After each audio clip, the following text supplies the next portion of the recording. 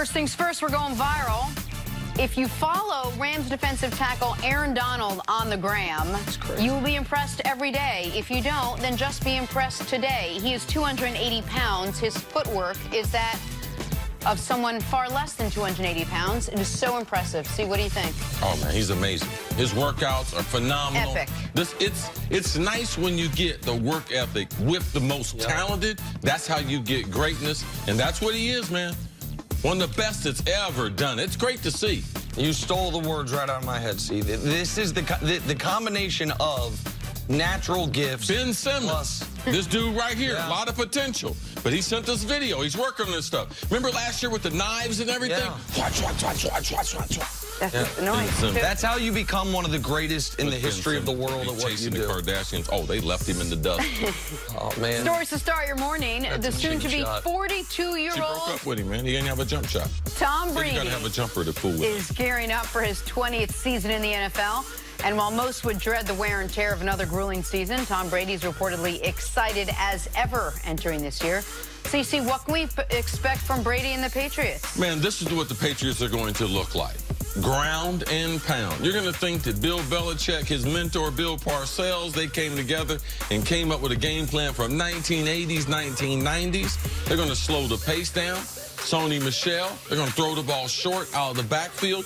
Don't have a lot of threats on the outside, so they're going to play great defense. Their secondary is the best in pro football, so they're going to play to that. Michael Bennett on the defensive side over there to be able to help out their rush, get after the passer. That's the way New England, that's the way they played the last 2 months of the season. That's the way they'll play in 2019, Nick. There's only one absolute certainty going into this season across the entire league, and that's the Pats are going to win the AFC East. Who's going to take it from them? Josh Allen and the Bills? Sam Darnold and the Jets?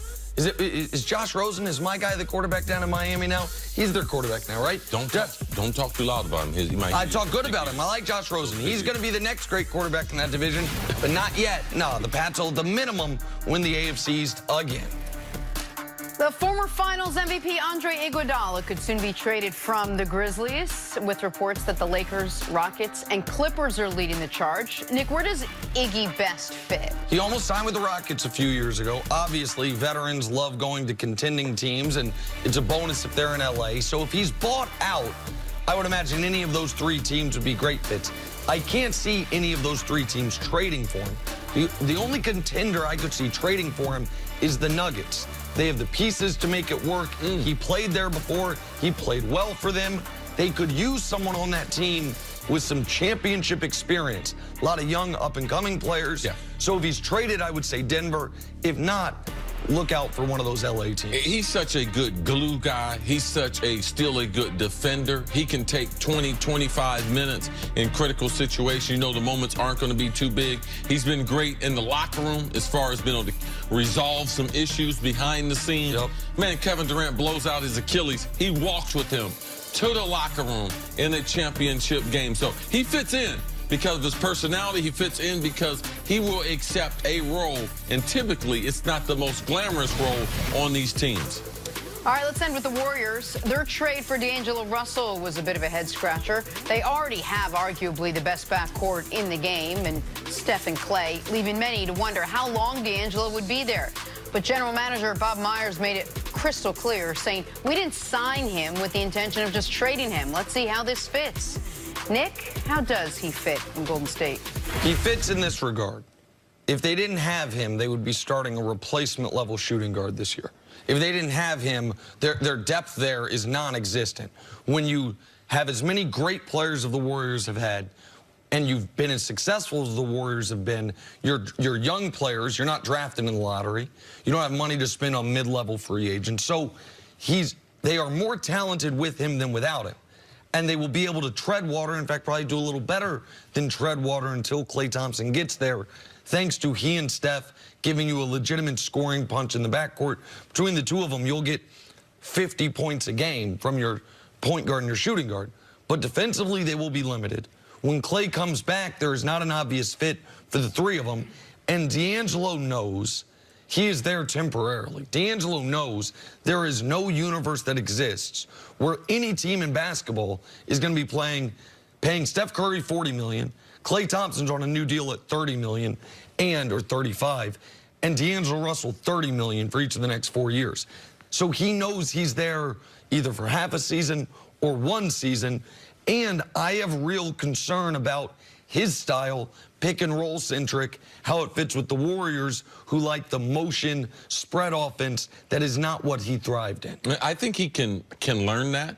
They played a little bit of that in Brooklyn, but where he thrived was in the pick and roll. You could see his skill level, his ability to be able to shoot odd angles, shoot off balance. His mid-range is very impressive. He's not as athletic, even though he's 6'5", so finishing at the rim.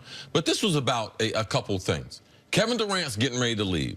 What can we do given our limited financial capabilities? So they could get a sign and trade. Where Kevin Durant was going, Brooklyn, trade for him. D'Angelo Russell potentially was going to sign with Minnesota. So it was one of the only moves that they could do to get an asset that eventually could either fit in or move them. The number 2 thing they did was protect the number 1 asset they have. And if you don't think Steph Curry's the number 1 asset, then you think that new building they're going is the number 1 asset. Sure. And it's protect both of them. Right. So how can we play an exciting brand of basketball to a guy that's going to be able to help out our number 1 asset in Steph Curry? So now Steph can play either on the ball, he can play off the ball, because Bob Myers saw last year's playoffs.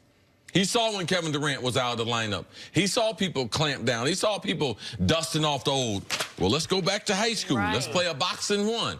And he knew that he couldn't do that to Steph Curry or to that fan base that for the last 5 years has supported this Warriors team. Wouldn't it behoove the Warriors to just maybe have multiple offenses, to not just focus on the motion passing offense, to maybe to bring a guy who is so good at pick and rolls and to just mix it up a little bit because of what happened last year when you really just had one offense and everyone was able to... Well, the reason they were able to clamp down on it is because Durant and Klay were out. I mean, the Warriors, since they've gone to the system, have the number 1 offense in NBA history. Yeah, like and it's not as if neither of those guys are going to be there to start the season. Correct. No, go ahead. Yeah, most teams, even though their foundation might be one system, they do have the flexibility to do other things. So do the Warriors do some pick and roll? Yes. But if they had players that they felt were better in the pick and roll, they would do that. Did they do isolation? Not before Kevin Durant got there. You know when Kevin Durant got there, you know what they end up doing?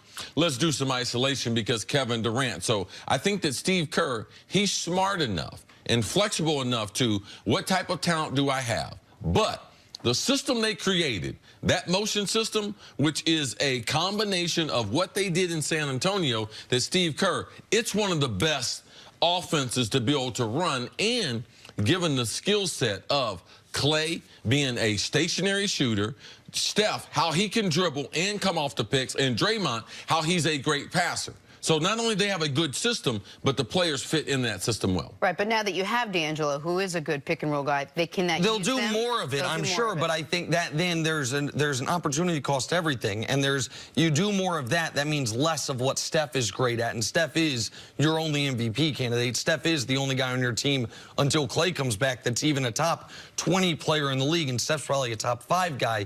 But I just want the audience to understand this. This was not the Warriors' plan, and any talk from Bob Myers or Joe Lacob acting like it was is revisionist history. Everything changed when Klay came down bad on that fast break dunk. If Klay does not blow out his ACL, they planned on KD leaving. They would have brought back Iggy. They would have brought back Klay. They would have maxed Klay the way they did. They might have kept Livingston, probably not, but they might have. And they would have said, let's see what the original Warriors group can do. Right. Once KD left, and you're not going to have Klay, and you're moving into that building, that's when fortunately for them, KD picked the Nets, a team that had a guy they could sign and trade, not the Knicks, where KD would have just signed into cap space. And so this is their pivot. But wasn't their plan, and it's not going to be seamless because of that. Do you think he lasts the year with the Warriors? Oh, I think he probably lasts the year because I don't think Klay's going to be back early enough for pre-trade deadline for them to see the 3 of them together enough. All right, let's take a break. Coming up, did the Sixers make a mistake going all in on Ben Simmons? That's next.